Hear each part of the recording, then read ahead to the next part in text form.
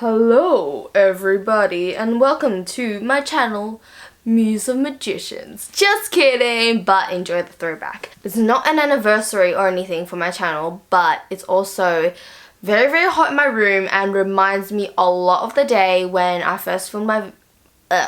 filmed my first video and I kept stuffing up like I do now, so nothing's changed. Today I have a mini book haul to show you guys. Basically, this bookshop that we went to was having a buy the second book half price sale. So basically I went crazy. No, I didn't go over crazy, but you know, I was only going to get 2 books, and then I thought, well, if I get 4 books, then that means I'll get 2 of them half price, which means I'll basically be getting 1 free book. And that was a lot of maths to figure out, but when I checked out, my dad made sure that I got the right books discounted somehow. Anyway, I don't know how it works. My dad's an engineer, he does the mathematics, not me. I realized that I ramble a lot in my videos. Haven't you guys realized that? Oh, you're so sweet.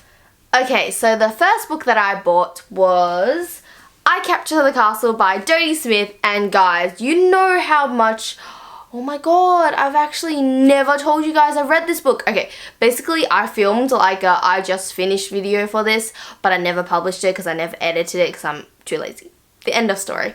So this is actually such a good book, oh my god. This book is sort of a teenager classic, and I think it's a really cool book because like I wanted to get into classics, and this was a perfect stepping stone because I feel like I'm not up in Pride and Prejudice level yet. I feel like that's just, literature.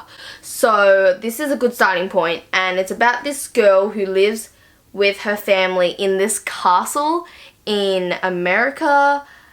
Oh no, they live in England, but there are 2 American brothers who one day arrive, and basically the story revolves around their friendship, their relationships.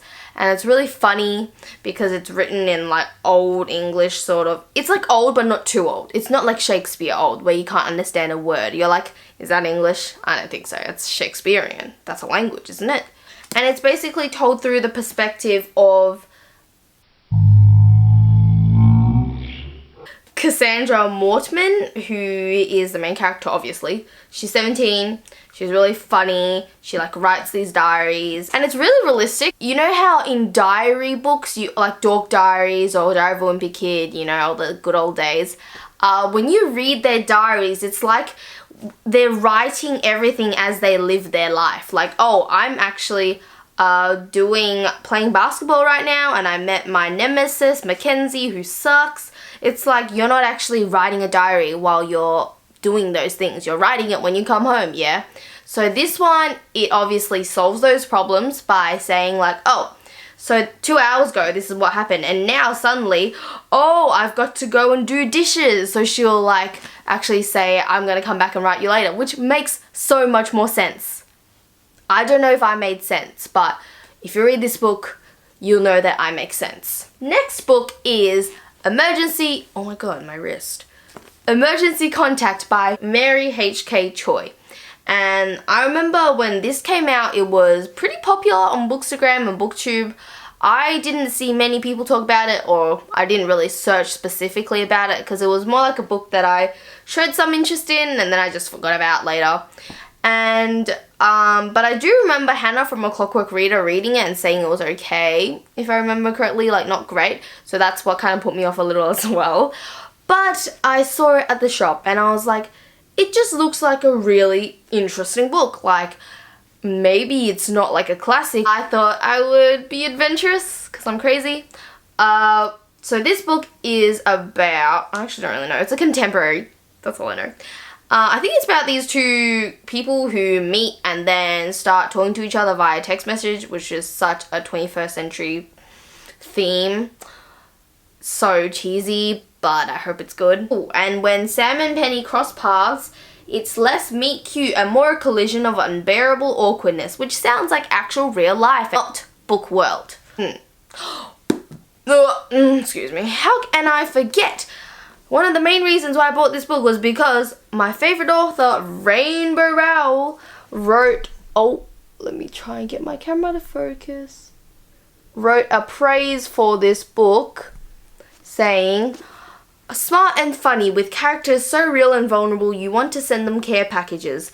I loved this book. And she's someone who is very good at creating characters herself, so if she can say that about someone else, that means something. Next book I have is The Secret Science of Magic by Melissa Keel. I think that's how you say her name. She's an Australian author, and this really intrigued me because it's been shortlisted for Children's Book of the Year award, so that's pretty cool. And her other book, Life in Outer Space, also was shortlisted, or won, I think.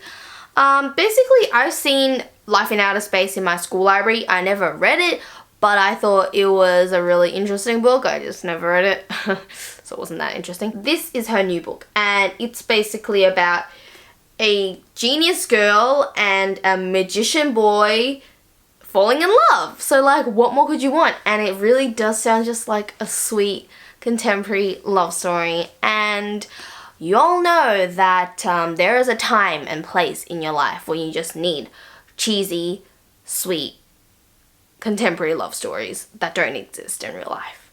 And the last book, but not least, that I bought was The Miseducation of Cameron Post by Emily M. Danforth. This has recently been made into a film, I believe. Aha! Now a major motion picture. Wonder what that means. And I basically found out about it because I follow Chloe Grace Moretz or something. I don't know, her name is really fancy, on Instagram. It's about this girl who is, I think, lesbian, but her auntie wants to take her to gay conversion therapy, which is really, really sad. This book is an important book, one that can change lives, according to Jacqueline Woodson. I don't know who you are, but I'll take your word for it. And I just really like this book because it's really floppy, and I like floppy books. Like, I hate books that you just can't open. I know someone, and if you watch this video, you know who you are, a very close friend of mine, who reads books like this and doesn't open it. And I know you don't want to crease the spine, but you're gonna read it eventually, you know? So yeah, those are the 4 books on my mini book haul that I bought in a shopping craze today. Guys, I haven't actually read any of these books, started even other than this one, which you already know I've already read.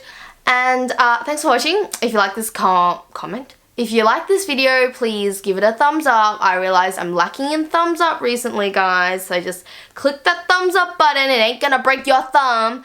Sorry, that was a bit passive aggressive. Comment and subscribe, and I'll see you guys next time. Bye! Also, I realized that I never released part 2 of my holiday vlog. It's coming, guys. It's coming. And I'm so sweaty. Oh my god. Well, I don't know how the human brain works, or how my brain works, really. You know, you gotta take it real slow in life, okay? Don't rush through life. Life is short. Inspirational quote right there. Thanks, Pinterest. Bye!